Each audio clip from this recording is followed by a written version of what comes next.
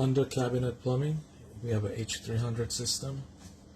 We have an InSinkErator Evolution series. We have an InSinkErator. We have the switch for the disposal here. 4 valves. It's a lot to fit underneath here. The reason we plumbed it like this is they're going to put a wastebasket slide here. And this is the top here with the faucet. Touch flow. Instant hot. And this faucet has a unique feature. This slides out. You know, you can get soap pouring out, and when you're done you slide it back in and it's hidden. Pretty cool.